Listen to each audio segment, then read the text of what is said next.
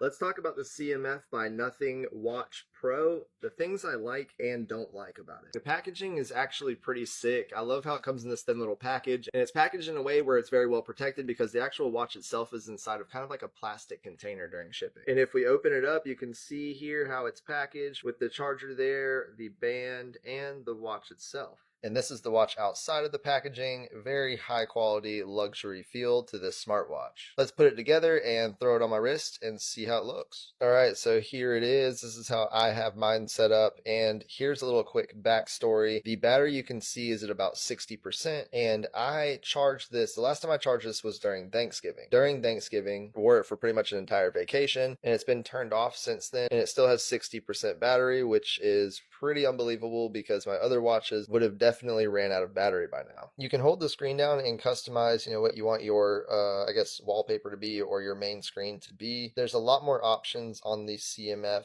by Nothing app that you have to download on your smartphone. If we push the button here on the side, we're able to go to the different apps that are on this smartwatch. You can see there's lots of different options, but it's just the usual apps you'd find on any smartwatch for the most part. If you swipe through, you'll see your activity and different measurements, and then it'll ask you to connect to the app for weather information. There's your sleep tracker, and you can see recent phone calls or frequent contacts, along with the dial pad as well. A lot of apps on this smartwatch do not update unless you have the app by the company CMF by Nothing open on your phone, which, isn't a huge deal. Literally so simplistic and so bloat free that you have to manually do a lot of tasks, and that's why the battery can last up to 15 days. Now, if you want something that is very minimal, easy to use, pretty much if you don't want all the fancy, bells and whistles, if it's simple things like the time and the date, maybe some text messages or phone calls or whatever coming through that you want to keep up with, this is the perfect watch. But it also has a very, very luxurious,